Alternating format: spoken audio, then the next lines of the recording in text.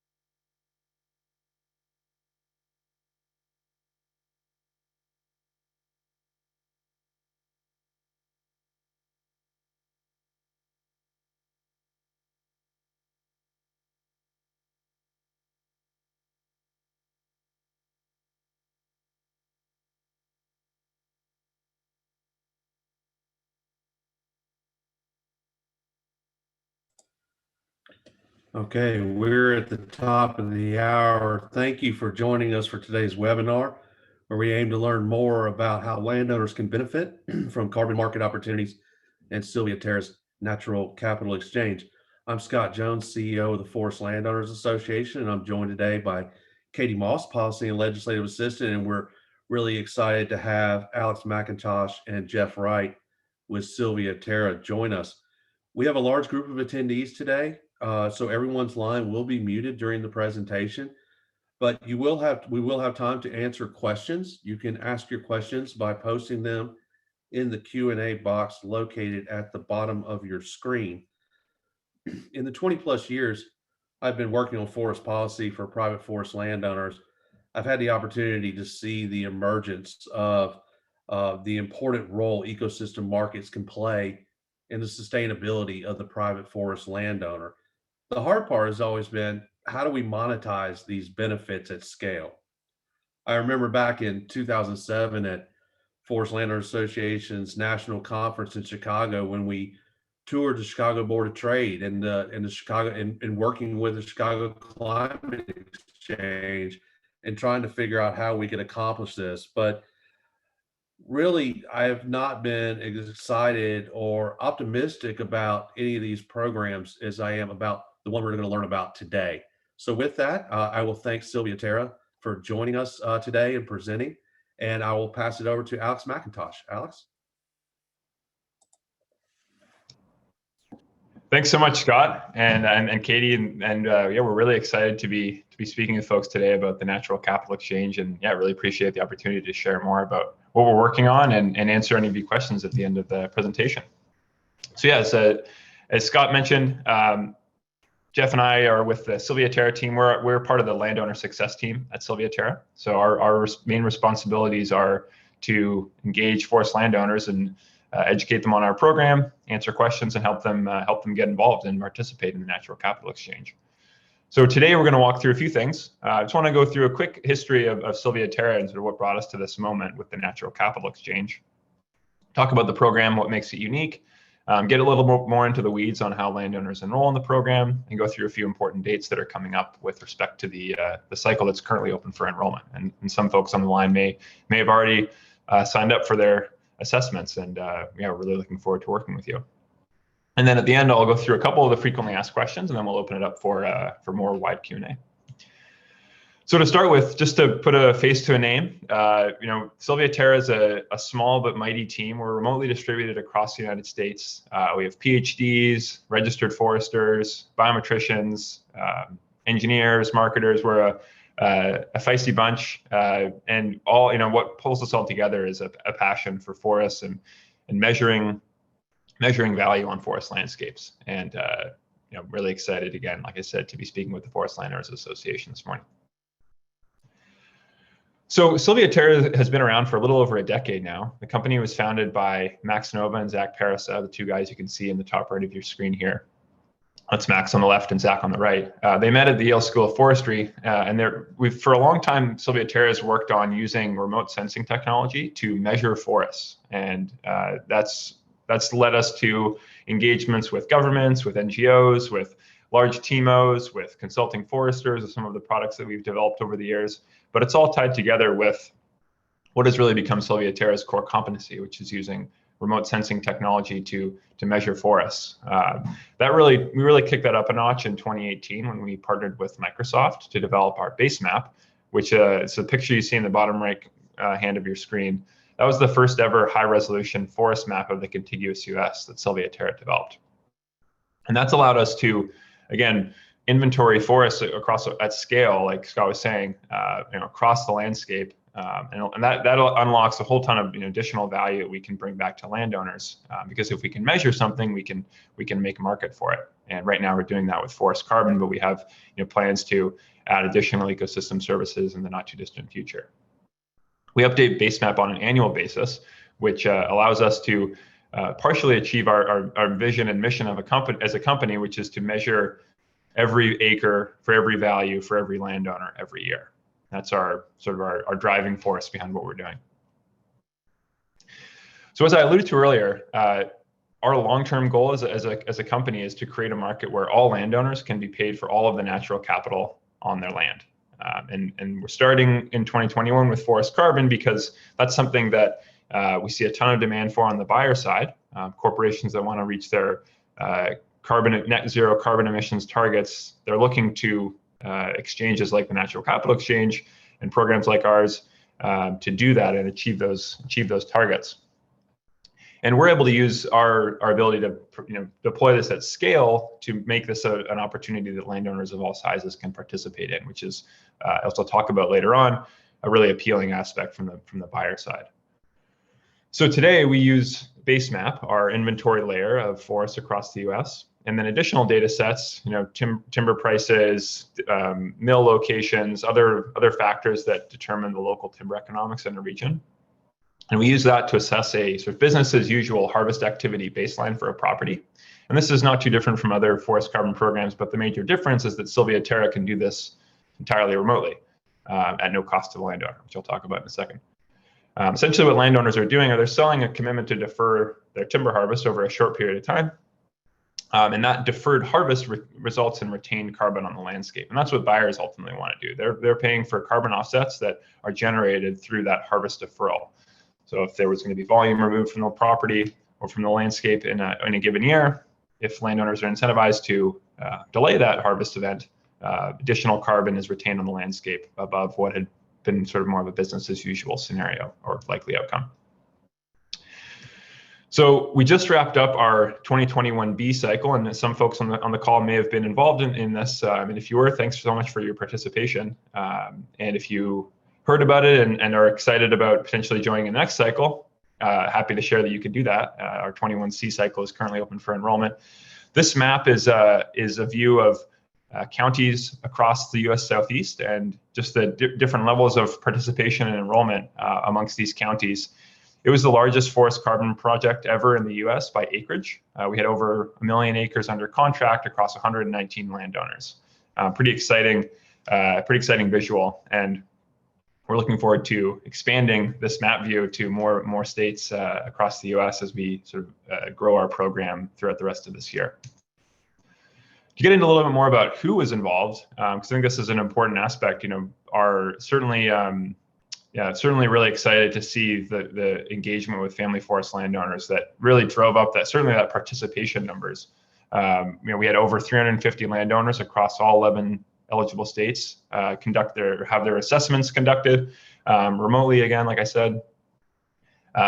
Ultimately, for the folks that went under contract with SilviaTerra or currently under contract for a harvest deferral period, about 42% of those properties were under 500 acres. I think 20% or so were under 200 acres, and the smallest participant was 37 acres. So you can see, in addition to working with some, large TIMOs, we also worked with landowners, in a much smaller scale, and that's one of the benefits of our program, that we're able to serve such a wide spectrum of the market. And payments will range for private landowners, all the way from $85 to over $25,000. And that really, obviously depends on the number of acres you're able to enroll in the program and other factors. But this gives a sense of how widely our program can appeal into so many different cases, which you think is a real benefit for landowners of all sizes. So zooming out for a second, that was a kind of quick recap on the 21B cycle that closed in March. And like I said, the 21C cycle is currently open for enrollment. Just zooming out for a second, just to talk about what makes the Natural Capital Exchange Forest Carbon Program unique relative to other programs, three main things. First of all, as many folks know, the duration of contracts for some of the conventional carbon programs, 40, 50, 100-year long terms, those just don't really work for landowners, both big and small. It's taking on a lot of risk to engage in a contract of that length. And so SilviaTerra's methodology was focused on making it much more landowner friendly, and we have 1-year terms in our program. We also think that is better from an environmental perspective, because in order to generate a permanent carbon credit offset over a 1-year period, you have to retain a lot more carbon over that 1-year period. And so the environmental impact is sort of realized much sooner, in addition to it being a shorter term that landowners can be more interested in engaging on, which is a win-win on both sides. In addition to the term duration, another major challenge with conventional carbon programs is they're expensive. They're time-consuming and expensive to get set up, and that's because there's a lot of ground measurement that needs to happen, but usually over a wide acreage. And because SilviaTerra is able to leverage our remote sensing technology, we're able to offer this program at no fees for landowners to participate. And additionally, there's very little additional marginal cost for new participants to join. So we also have no acreage minimums. So like I said, in the 21B cycle, the smallest participant who ultimately submitted bids that were accepted on the exchange was 37 acres. We've already had folks under 20 acres enroll in the 21C cycle, and they are looking like they'll be able to participate as well. So these three things, the term length, the no fees, and the no acreage minimums, make it, we think, very landowner friendly program, and something that's going to ultimately allow forest landowners of all sizes in all regions to be able to participate. So let's just go into a little more detail on how the program actually works. And this is a screenshot directly from our online platform. You can see the URL at the bottom. If you're interested while we're talking, you can go and check out the platform yourself and create your account. Essentially, the way this works is landowners sign up, they add their property information. And this is really just adding some address information and also just your property boundaries. We don't require any management plans or titles or property deeds or anything like that. We just need you to confirm that the property boundaries on our digital map look good. You submit a request for an assessment. That assessment, like I said, is done entirely remotely. So there's no ground measurements that need to happen on your property at that time. At that point, you would receive your, after the assessment's completed, which usually takes about a week, you would receive your eligibility report, which is basically details the volume of carbon that we think is at risk on the property. And that's the carbon that's stored in the timber that we think is likely to be harvested in the coming year. And then as a landowner, you have the opportunity to defer some or all of the harvest that was assessed as your sort of business as usual management.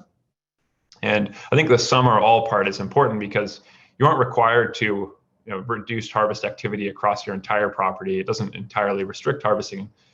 We just give you an assessment of what we think was likely to happen in the coming year.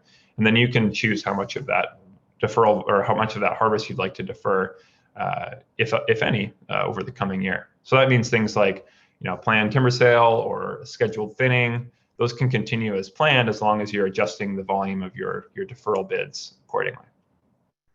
So when you submit those bids to be paid to reduce that harvest activity, essentially what you're doing as a landowner is you're saying, this is what it would cost me to delay this harvest for a year, or this is what I'd like to be paid. And you landowners can submit bids at a pretty wide range. I think the current contract allows for those bids of harvest deferral credits, which is the sort of unit of volume that we use. You can, as a landowner, you can bid those harvest deferral credits anywhere from $1 to $30 per credit. And you can think about those credits as roughly 20 green tons of hardwoods or 25 green tons of pine. So that's what gives you a sense of the volume of that commitment. So in the South, we typically say to folks that you can think of one of those credits as about a truckload of pine. I know the truckload weights can vary by state, but that's just sort of gives you an idea of sort of how we think about it kind of in shorthand. Then the harvest deferral period happens. It's 1 year. In some cases, there are ground measurements made on properties, and that's to verify the sort of project area as a whole. So we aren't doing any ground measurements to adjust individual property measurements, but we do some cruising. We're actually in the process of doing that across a few properties in the southeast. But that's again done by SilviaTerra. We coordinate it all. We pay for it all. So it's pretty straightforward from a landowner's perspective. And then following the deferral period, we do the verification process again using remote sensing, and then landowners are paid per their bids once we're able to verify that those commitments were made. So to enroll, landowners can visit ncapex.silviaterra.com. You can create your free landowner account. You put in some basic contact information, basic property information, sort of email, phone number, address. And then landowners submit boundaries for all of their properties under their ownership, and I'll talk in a second why that's important. You can review enrollment documents, and then you submit your request for that eligibility assessment. And as a reminder, again, those assessments are done entirely remotely using our satellite imagery and remote sensing technology and capabilities, and no management plans are required to do that assessment. So the requirement for landowners to submit all their property is an important one, and this is to help us avoid what is called activity shifting leakage, where if a landowner owns parcel A and parcel B, but they only enroll parcel A in our program, SilviaTerra might think that because no harvesting happened on parcel A or a reduced amount of harvesting happened on parcel A, we might think that a change in behavior had happened. But if the harvest activity just shifts from parcel A to parcel B, and SilviaTerra didn't know about parcel B, then no real change would be delivered, and we wouldn't be able to uphold our commitment to, we being SilviaTerra wouldn't be able to uphold our commitment to buyers. So that's just an important aspect of our program. Again, like I said earlier, it doesn't mean that you need to restrict harvesting across all of your property, but it does mean that you are required to submit all the property under your ownership so that we can just sort of monitor harvest levels across the board.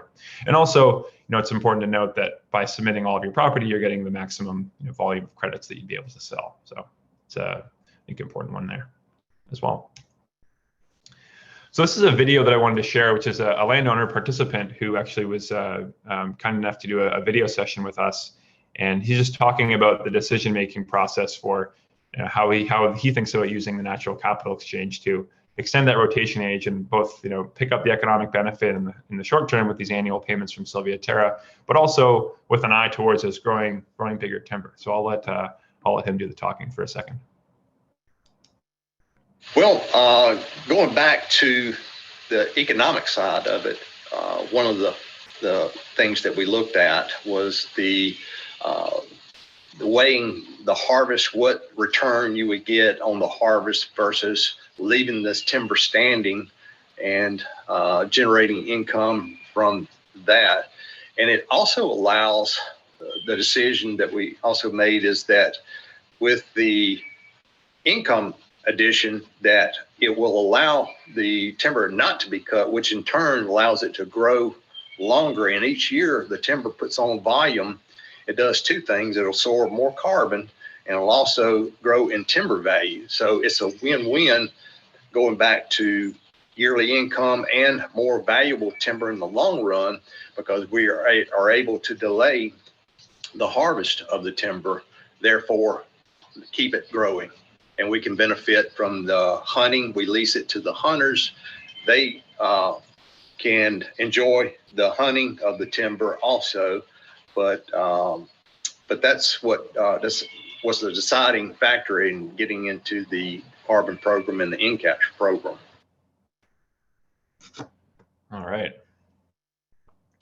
So yeah, I think it's important to get the I think important to get the sort of direct from the landowner's perspective there. It was really fun to go down and do some discussions with that landowner. And yeah, we every time we speak with landowners about our program, we learn about ways that it's benefiting them, but also ways that we can improve it. And a key aspect of my role and Jeff's role is making sure that we're listening to landowners as they experience our program and think of ways that we can make it better. All right, so just to talk through a couple important dates here with the upcoming cycle. So landowners are able to submit properties enroll today. And I should have updated this slide because I finished this slide last night, but we've actually, as some folks may have seen, we had some great coverage in the Wall Street Journal this morning, and we've actually now had well over 260 folks submit their properties to enroll in the program. And so assessment reports are delivered on a weekly basis on Thursdays. So we'll be sending out a new batch next Thursday, or this upcoming Thursday, to the latest group of enrolled landowners. On June 1st, enrollment closes for the 21C cycle, which means that then there'll be about a week to go in between when the enrollment closes and then when bid submissions are due. So the bid submission process is when you submit the seller agreement with your bids to sell carbon. The week of June 7th is when SilviaTerra actually matches buyers and sellers. The way that works is SilviaTerra, we're working on helping landowners enroll in the program. At the same time, we have another team that's focused on drumming up demand on the sort of buyer side of the market. And this is the week where we sort of bring that all together and we're able to source the best bids for landowners. And then the deferral period begins on July 1st. And then 1 year later, SilviaTerra does the verification and we pay landowners. And then we also have an affiliate program that you can read more about on our website. That's when the folks are paid once the deferral commitments have been verified. So I'm going to go through a quick product demo here. So this is our online platform. This is just a quick video of how landowners would and are currently using our online platform to get set up. We think we've made it pretty straightforward. You have a couple options for adding your property boundaries. You can select shapes using basically a parcel county level tax parcel data set that we've used that makes this pretty easy. It just puts it right on the map for you to select. You can also upload boundary files using this button here if you have shape files or zip files or KML files for your property. But you can see basically pretty straightforward process. The step prior to this would have been just adding some email address and property address information, but nothing too complicated. Definitely easier than doing your taxes. I know folks are thinking about taxes right now, given it's tax season. So you put in your information here, and then you can read through some more of the documentation for the program, click a few boxes, and then you request your eligibility assessment. And that's it. Then your property goes through our remote assessment process, and then we send out those reports, like I said, on a weekly basis. So pretty straightforward, and we think, the online platform gets pretty good reviews with folks in terms of its ease of use. I always get that. Do the double click. All right, so I'm just going to quickly roll through a couple questions here, and then I'll open it up for a wider Q&A. But to start with, I want to go through the most common question we get, which is how much will a landowner get paid per acre? And this is a really obviously important question, but it's a difficult one to answer because the payments will really range depending on a number of factors. Rotation age on the property, inventory, local timber economics are a big one. If you're not close to a mill, or it's going to be really expensive for you to get to a mill, and it's a pulp mill that's not paying great prices, the harvest risk is just going to be a bit lower, and that's just sort of the way it goes. And we need to make sure that we're taking that into account when we do these risk assessments. So it's really hard to say, just pick a number out of the air. But what I can share is that landowners in the 21B cycle, landowners could receive payments ranging from $1 an acre to $10 an acre, and in some cases more, and in some cases less. It really depends on the landowner, the volume of merchantable timber that's at risk on the property. So I already shared some information about payments that we're going to be sending to the non-industrial private forest landowners that in that bucket of under $100 to over $25,000. So it really will vary. Because it's so easy to get your property submitted for an assessment, we definitely encourage folks to do that. And then you can get a very clear estimate based on the number of those harvest deferral credits you have to sell. So I already covered this one, but if a landowner needs to enroll all property under their ownership, that does not mean that they are required to defer harvest on all their acres. As I said earlier, landowners can submit bid volumes at volumes that work for them, so they can continue with a thinning or a scheduled harvest. They just need to reduce their bid volume, or reduce their bid volume accordingly to account for that planned harvest activity. This is another really important one. How much should a landowner charge for their deferral credits? This is something that we work really closely with landowners on, just to provide sort of frameworks to think about this, and also provide some sort of wide guidance on what we think a credit will go for in our cycle. It is an auction-based system, so landowners have the opportunity to submit prices that work for them. And then SilviaTerra will go and try and get the best price. And we sort of bring landowners in a given seller's cohort up to the best price that we can get for landowners like them. So we give this flexibility to landowners such that they're able to submit bids at prices that work for them. Ultimately, we will go and try to get the best price possible. In the 21B cycle, we saw that credits actually went for $17 when we'd been thinking they were probably going to go for anywhere between $8 to $14, and all landowners in the program were paid $17 for their credits. So it was a good outcome for sure. A lot of folks ask who the buyers are. Buyers on the natural capital exchange are typically Fortune 100, Fortune 500 firms, usually US based for now, but we hope to expand that internationally going forward.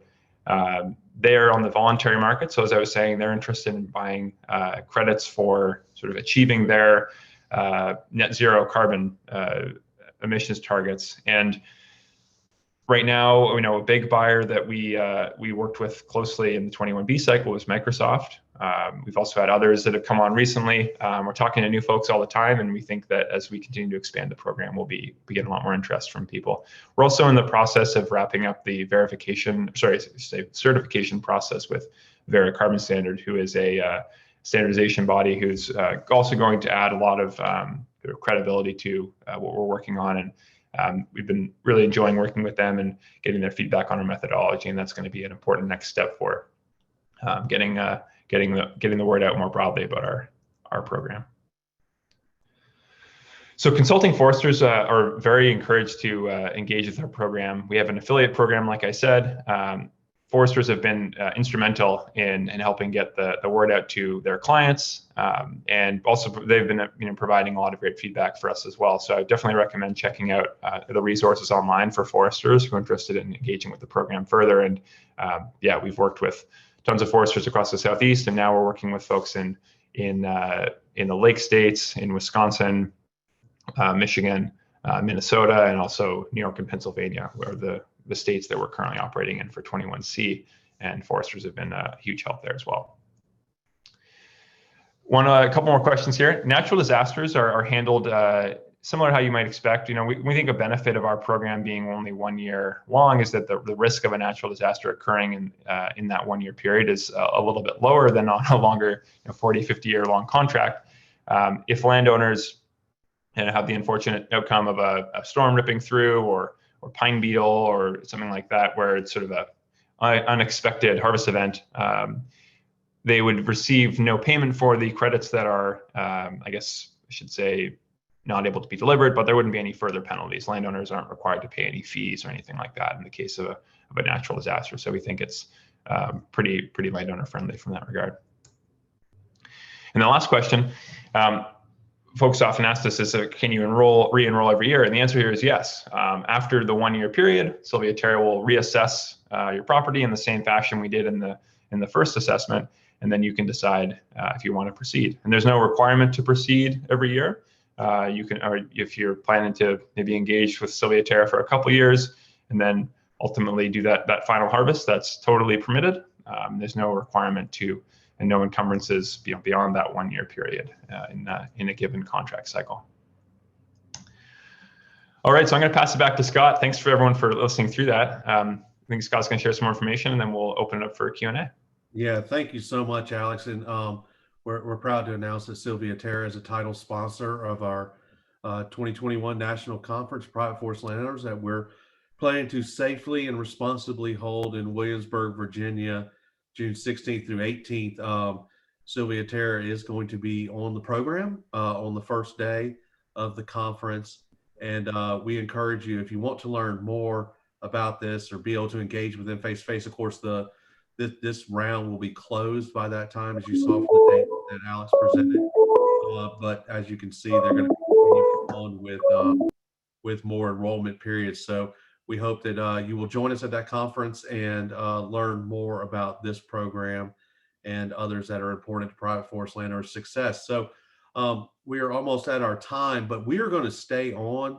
If other people have time limitations, we respect that, and thank you for joining us. But if you can, we would ask you to please stay on. And Alex is going to go through. We have a lot of questions being asked in the Q&A box and in the chat function. I think we answered some of those that were asked. Lawrence, I saw that you asked a question about natural disasters that Alex covered. But Alex, I'm going to let you just run through and go through the Q&A. And if we don't get to them all, we are recording this webinar. We will get back to you. We're going to do our best to answer everyone's questions. So we'll answer what we can today and what we think will be most informative for the entire group. So Alex, with that, I'll let you begin the Q&A. Super. Thanks, Scott. And yeah, thanks everyone for your questions. These are all awesome questions. I'm just reading through some here. So I think I'll probably start with the stuff in the chat here. So could you tell us the average per acre payment that enrolled landowners have received? Yeah, so I think that one's going to be tricky. And have you tested if the payment landowners would receive per year offsets beat their harvest deferral cost? Yeah, that's a great question. The opportunity cost of delaying that harvest for a year is the critical thing. And we actually have a blog post on our blog that I'd recommend people check out, which walks through how folks should calculate that economic cost of delaying the harvest using sort of the stumpage revenue that they have potential to access today, pushing it out by a year using a discount rate that they typically would use in their management model. And then that can help calculate that opportunity cost. And we really encourage folks to do that so that they did, in fact, beat their harvest deferral costs, like you said. And we think that we're not aware of any folks that were left with having not achieved that. So we think that our payments definitely covered that. Frank said, does this include deferring thinnings? Yeah, that's a good question. So we will, in our assessment, if we assess that a property is maybe 15 to 20 years old, might be undergoing a thinning, a first thinning or a second thinning, that would be accounted for in our risk assessment. Even though it's not necessarily going to be a final harvest, there is going to be material biomass removed from the property in the year to come, and we understand that thinnings maybe don't have quite the amount of flexibility that a final harvest might, because thinning typically needs to happen on a schedule for the vitality of the forest health. But landowners have the opportunity to defer the thinning if they would like to. Great, yeah, I covered that one on natural disturbances. Jeff says, I'm currently in the middle of a selective harvest on 100 acres of my hardwood in the middle of Tennessee. Would I need to wait 1 year after harvest stops? Yeah, that's a good question. So you could, in theory, Jeff, you could enroll in the program. What you would want to do, though, is ensure that any planned harvest in the coming year, especially if you're already in the middle of the harvest, you'd want to make sure that you account for that volume that you expect to take off the property, and then use that volume to reduce your bid accordingly. So using the ratio of about, for hardwoods, it's about 20 or so green tons is the equivalent of one of our harvest deferral credits. So if you were assessed as having 100 credits, but you knew that you were going to be taking off, let's say, just for easy numbers, if you're going to be taking off 100 tons, then you would want to reduce your bid volume by about 5 credits, because 5 credits would equal about 100 green tons of hardwoods. Bob says, your mapping examples show polygons on parcels that are entirely wooded. Do we need to only provide maps of wooded acres? My farm boundaries include other land uses. Yeah, good question, Bob. And thanks for, I know you sent me, I think you sent me a few questions by email last night. Hopefully my answers helped out there as well. That's a really good question, though, on the farm boundaries. We request that landowners just submit all of the property under their ownership. SilviaTerra, as I said, we're pretty good at telling what's forest and what's not. So we can go through that assessment and determine what's eligible forest type and what's ineligible as non-forest. So you can send in all of the property for that. Jeffrey said, you listed $1 to $10 per acre. Is that weekly, monthly, or yearly? That would be annual. And yeah, that's, like I said, pretty wide range. And some folks will make more than $10 an acre. That's just, I was just sort of doing some quick math in my head to get to those numbers. But yeah, that would be the annual payment. Amy said, please confirm what you said about SilviaTerra's goal to get the best price for landowners. Yeah, good question. And I feel like I didn't do a great job explaining that one. So basically what happens there is when landowners submit bids, they are saying, okay, I would defer this volume of harvest below my business as usual baseline at a certain price. And that price you could have submitted in the 21B cycle, you could have submitted $12, you could have submitted $8 per credit. SilviaTerra puts landowners into different cohorts depending on their size and region, just to make sure that everyone's getting sort of roughly the same treatment. Ultimately, over time, we think that's going to benefit smaller landowners, especially because we know that from buyers' interest and conversations that they're really interested in using the natural capital exchange to potentially source carbon from a different profile of landowner than maybe they've been able to in the past. So rather than paying a big TMO for paying into a multi-$100,000 project, a Texas oil company, for example, would say, well, I just want to buy credits from Texas landowners under 500 acres. And SilviaTerra could bring that supply to the market, which is pretty exciting. And we think that ultimately that will hopefully drive up the payments made to landowners over time as we're able to provide that optionality to buyers. So that's what we mean by getting the best price for landowners. In the 21B cycle, it was pretty straightforward. Basically, the market cleared at a certain price, and we were able to pay everyone who bid at that price or lower, and everyone got that same market clearing price. So even if you bid $10 per credit in the 21B cycle, you actually paid $17 per credit. Michael says, how do you differentiate species type and therefore carbon volume by species? Yeah, this is a great question, and this is all of the talking about measuring mid-story, understory volumes. This is sort of our bread and butter as a company, using remote sensing to accurately inventory forests. I would encourage checking out our website to learn more about base map technology.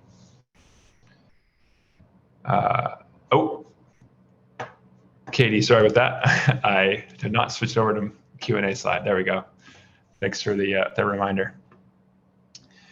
Bob said, what states are eligible to apply in 21C? Yeah, I realized I should have included that information in the presentation. States in the Southeast, as well as Wisconsin, Michigan, Minnesota, New York, and Pennsylvania are eligible to apply in 21C. I'll have to defer to the FLA folks on if this webinar qualifies for CFE credits. I'm not actually sure. All right, I'm just going to cruise through a couple more here. These are all good questions.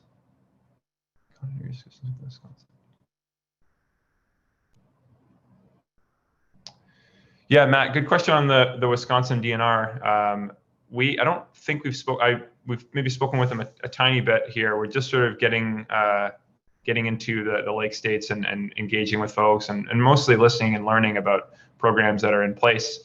So I don't have much to comment on there, but we'll definitely be working closely with those folks over time. John said, is the program limited to any specific geographies or species? Currently, just geographically limited. So like I said, the states that I just listed out, but all forest types are eligible. Richard said, yes, similar question. Hardwood forest mostly versus pine plantation versus floodplain, southeast, middle Georgia. Yep, all of the above, which is exciting. Frank says, oh, this is a good question. If landowner is sole owner on one parcel but partial owner on the other parcel, do all parcels have to be listed for that owner? That's a good question. If you are the beneficial owner of a set of parcels, even if they're different parcels and slightly different ownership groups, if all of that management can roll up to just you, then you would be required to enroll all of those properties. But if you're in separate ownership groups, maybe you own some property with your family, but then you have sort of a business venture over here that has a totally separate ownership group and different ownership structures and percentages, those would be enrolled as two separate entities. Amy said, oh, sorry, just jumped around here on me. Dave said, do landowners submit a bid of what they wish to be paid per acre or per credit? If per acre, this would be more easily understood. Yeah, I think we hear that feedback a lot. For now, though, landowners submit a payment per credit, just because like I said, the per acre payment can really vary, and the credit is ultimately what buyers are paying for, that commitment to defer below the business as usual scenario. Jeffrey said, how does SilviaTerra get paid? Good question. Is there a percentage that the landowner pays to SilviaTerra?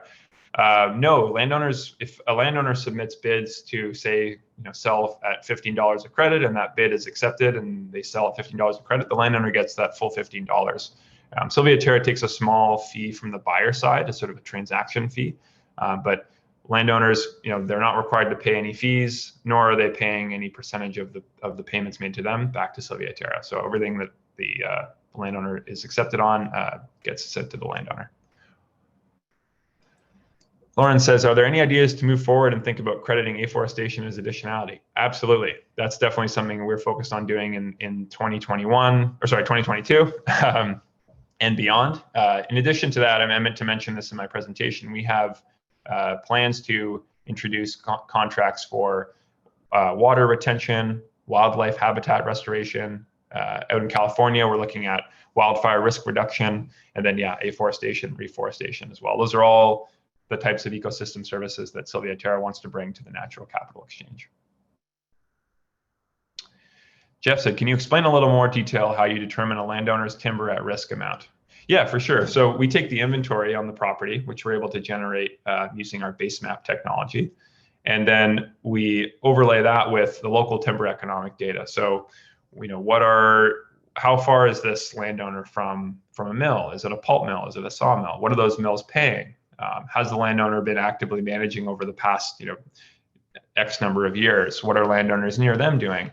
All of those things can influence, the likelihood of a harvest, or, one of the most common predictors of harvest activity that we've seen is, past harvest activity. So we look at all of those factors, and that ultimately determines what we think is likely to happen in the coming year.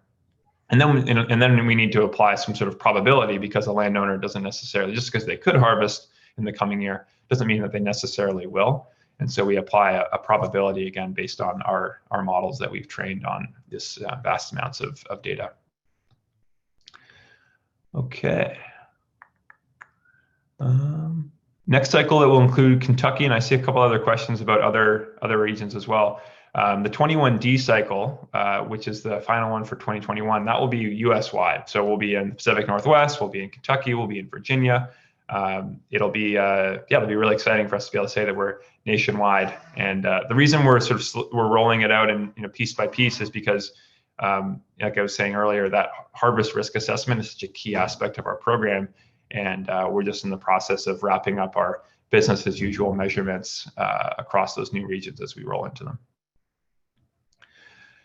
David said, can you talk about third-party carbon offset verification and an NCAPX program currently approved by one of those entities? And is the NCAPX program currently approved by one of those entities? Yeah, so we're working with Verra Carbon Standards. We are past the concept approval note, or concept note approval stage. So we are sort of on the track to being certified with Verra, which is going to be something that we're really excited about being able to tell people about. We've had buyers that have expressed interest, and folks like Microsoft that are already engaged with us under contract, just based on their own understanding of the methodology. But as we move through the certification process, that'll be a really big, exciting step. Michael says, can a clear cut that will be replanted or natural regenerated enroll? Yeah, so if a tract was recently replanted, it probably won't generate any credits, just because there's essentially zero risk of harvest on that property. But you're still actually required to if you have 5 tracts and one of them was recently replanted, you would need to enroll all 5 tracts per the requirements, even though the recently replanted one wouldn't actually generate any credits, just because there's no risk of harvest. Great. Good question, William, on Virginia. As I said, we'll be rolling into Virginia this summer. Enrollment for the 21B cycle will open in early June, and it'll be, like you said, great timing, given that we'll be in Williamsburg all together, which should be a fun moment for us to get to celebrate being nationwide, and especially operating in Virginia. Had a lot of interest from folks in Virginia and West Virginia. Keith said, would a large landowner have to submit past annual harvest volumes of SilviaTerra on the delayed volumes for the carbon. Yeah, good question, Keith. We don't require that right now, but it is something that we're working on potentially including into the assessment processes.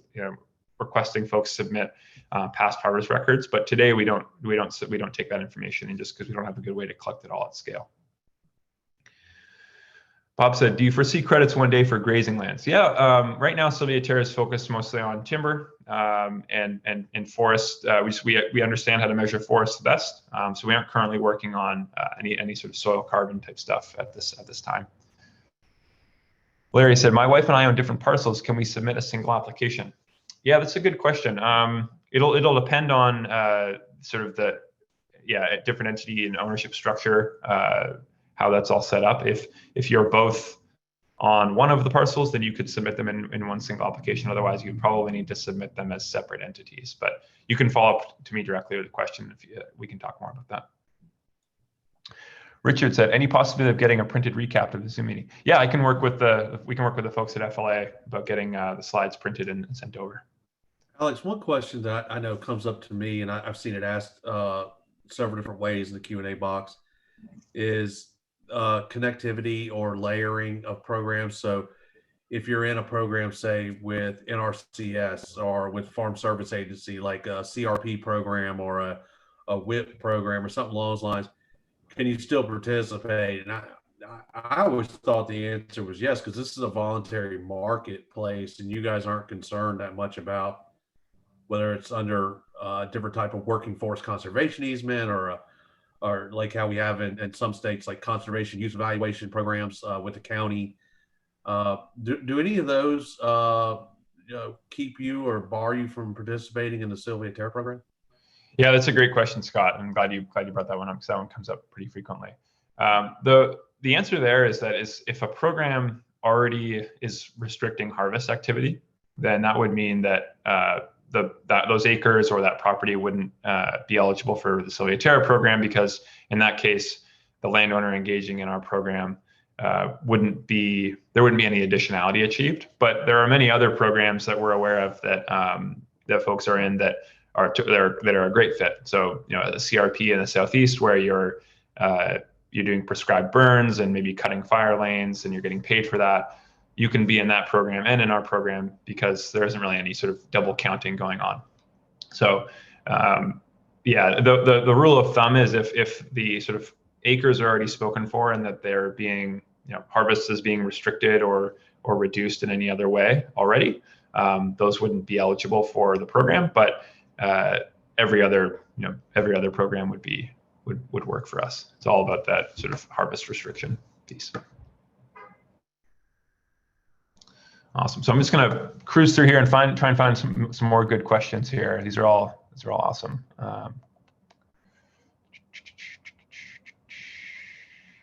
Some questions about international expansion. We are working on expanding into new countries in 2022. Probably going to be starting with Canada, but we have plans beyond that as well that we'll be able to share more soon here.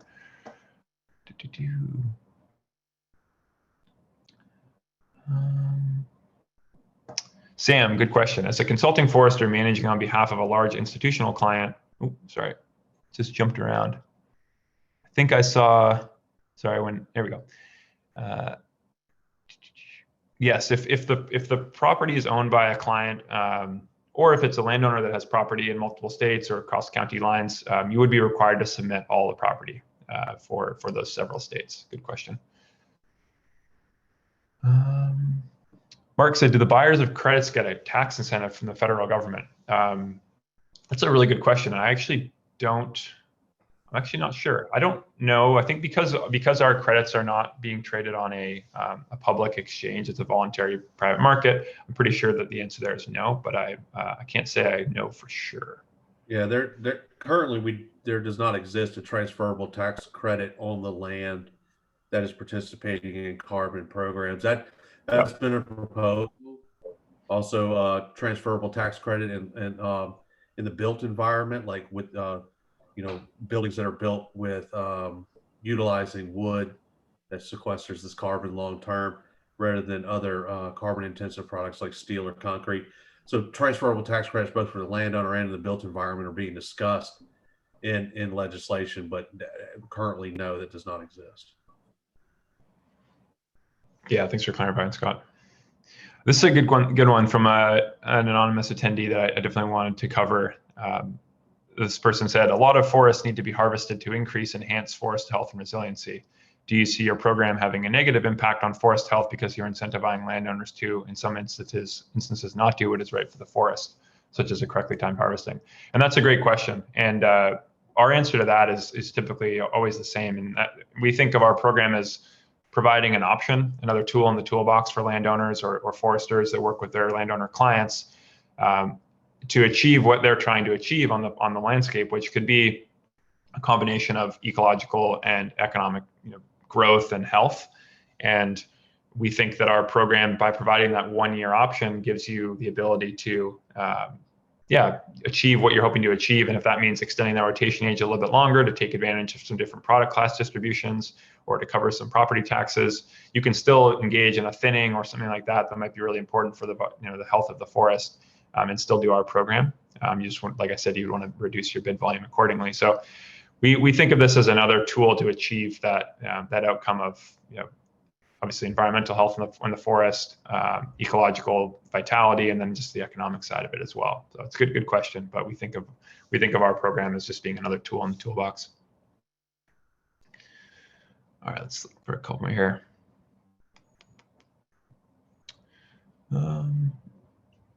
Al said, yeah, this is a good one. Can you speak to the concept of offset permanence and the 1-year program duration? Other carbon offset protocols require a 40 to 100-year commitment. Yeah, and there's a really good white paper about this specific topic that we could potentially share around afterwards if folks are interested in reading it. It's also available on our website. But to summarize, basically what we do is we take a significant increase in the volume of carbon retained in the landscape over a shorter period of time, such that over that 1-year period, we're able to achieve the same environmental impact as a credit or as a contract that's done over a 50 or 100-year period. So that's important. It's one of the important reasons why we've built the program in the way we have, so we can engage landowners of all sizes across the U.S. and soon globally. That will allow us to bring a lot of supply to the market really quickly, so that we can generate these shorter term contracts where we take a lot of volume over a short period of time, and that has the same environmental impact as a 1 ton over 100 years. And the way the math works out here is, I think it's roughly, let's say 22 tons of carbon dioxide equivalent retained over a 1-year period has the same environmental impact as 1 ton over 100 years. And that's a couple of things going on there. One is just that atmospheric carbon, as it's released, it will eventually some of it will make its way back into stored, a lot of it stored in trees, and other, stored in other places on the landscape. But that's really what it comes down to, is that if we can retain a bigger amount of carbon over a shorter period of time, it has the same environmental impact as retaining a smaller amount over a longer period of time. And that's how we achieve the permanence factor, which is obviously key for these programs. Mickey said, do we get the estimate of volume before we bid? Yeah, great question. Yep, you would. You absolutely would. You get your eligibility report back, and there's actually I should have said this in the presentation, there's no requirement to proceed after you receive that eligibility report. So as I said at one point in the slides, we did assessments for well over 300 landowners in the 21B cycle, but we only, I think, 140 or so submitted bids to participate. So some folks decided they wanted to wait, maybe do a future cycle with us. So yeah, once you receive that eligibility report, you can decide if you want to continue forward with the program, but you're not required to participate in order to receive that. All right.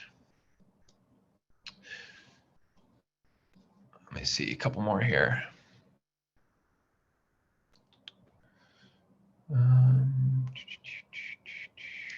Alex, we might make this the last one. We're coming up on the top of the hour. I know we have 61 questions queued up.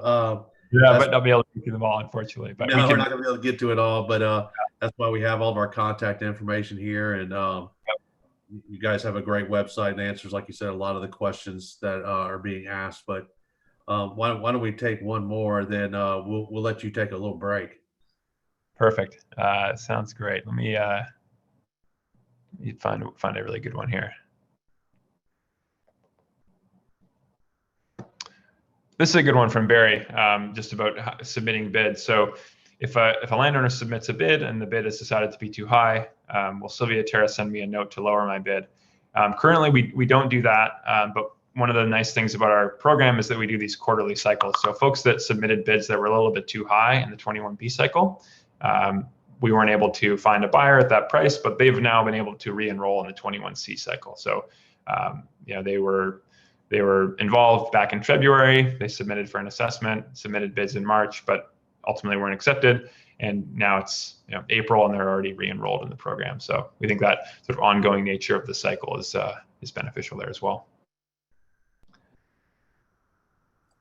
That's great. Well, Alex, Jeff, thank you so much for your time. Thank you for participating on this webinar. You can see from the questions and just the amount of attendees, the interest that's out there. We really appreciate you guys putting this program together. We're excited about it. We look forward to hearing more from you in June up in Williamsburg. But with that, unless there's anything else, Katie, I think we'll thank everybody for being here and adjourn from the webinar. Thanks, everybody. Appreciate it. Thank you all. Thanks, Thanks, everyone. everyone. Good job.